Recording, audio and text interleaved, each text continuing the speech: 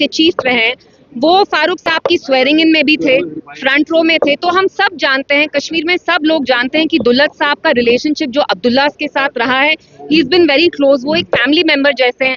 अब देखिए उनसे जो बात निकल गई है उसमें क्या है, उनने ये कहा है कि जो फारूक साहब है प्राइवेटली वो सपोर्ट कर रहे थे कि एब्रोगेशन होना चाहिए। उनको इस चीज का दुख था, अफसोस था कि बीजेपी इंडियन सरकार ने उनको ऑन बोर्ड नहीं लाया। तो कहीं ना कहीं हमने देखा है हमेशा जब भी जम्मू कश्मीर में धोखा दिया यहाँ के लोगों को, तो नेशनल कॉन्फ्रेंस की जमात ने उस चीज को लेजिटिमाइज किया। तो वैसे ही we are not surprised at all. और दुल्लत साहब जो बोल रहे हैं वो सच्चाई है, क्योंकि दुल्लत साहब इनके साथ बहुत क्लोज हैं। आपने खुद भी देखा होगा विजुअल्स, हाल ही में अक्टूबर में वो आए स्वेरिंग इन के लिए।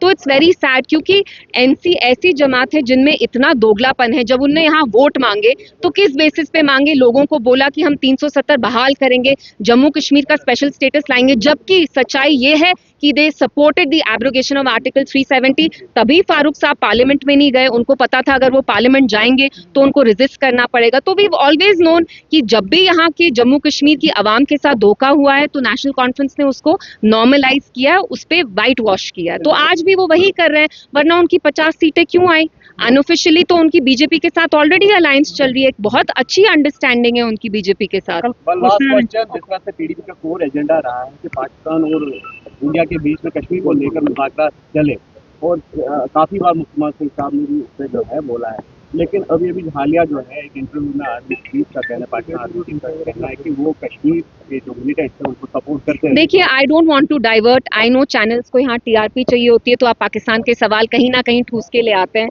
But today is not about Pakistan. I think आज जो असली मुद्दा है वो ये है कि 6 महीने से यहाँ जो सरकार आई है वो लोगों को कोई सेंस ऑफ सिक्योरिटी दे पा रही है कि नहीं। So we should focus on that. आप इस चीज को दोस्ताना लेंगे या गिले शिकवे कहेंगे? क्योंकि सब सारी चीजें जो सामने नजर आ रही है, एक साइड से बताया जा रहा है कि ऐसी कोई बात नहीं है, मगर जो चीज छप गई है, जो लोगों के सामने आई है, उस पर आपका क्या है? बिल्कुल ऐसी बात है। आप देखिए 5 साल पहले की बात नहीं है, 2019 में जब फारूक साहब मेंबर पार्लियामेंट थे, उनने पार्लियामेंट में कभी भी 370 के अगेंस्ट बात नहीं की। आज fast forward 6 years down the line, NC इतनी भारी अक्सरियत से सरकार में आई है, 50 एमएलए होने के बावजूद उनके वो जो काम उनको करने चाहिए, जो इश्यूज मुद्दे उनको उठाने चाहिए, वो पीडीपी के 3 एमएलए उठा रहे हैं। वो वक्फ हो, वो 370 हो, वो हमारी सिक्योरिटी के बारे में हो, डेली वेजर्स के बारे में हो, किसी भी चीज के बारे में एनसी बात नहीं कर पा रही है, नहीं करना चाहती है। क्यों? क्योंकि उनको जो ये मैंडेट आया है वो ऑल्दो बोला कि हम 370 को प्रोटेक्ट करेंगे, लेकिन असलियत ये है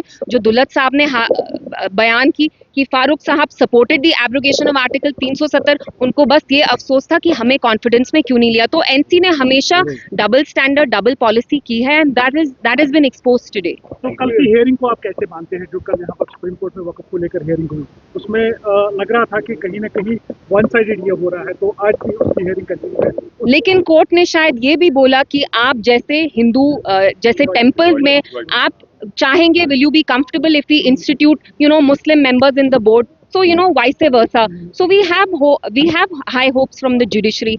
After all, judiciary ही हमारा last recourse है। कहीं ना कहीं हमें judiciary के दरवाजे ही खटखटाने पड़ेंगे, and as Kashmiri Muslims, I think we will also have to protest, because जो इंडिया में पूरे मुल्क में अभी मुस्लिम्स हैं, they are looking at Kashmiri Muslims, they are also looking at the government here. The government, NC government might have let the Muslims of India down, but as Kashmiri Muslims, we are not going to let our fellow Muslims down. We are going to peacefully protest against this Waqf Act, which is to disempower Muslims, and it's a sinister act. Thank you very much.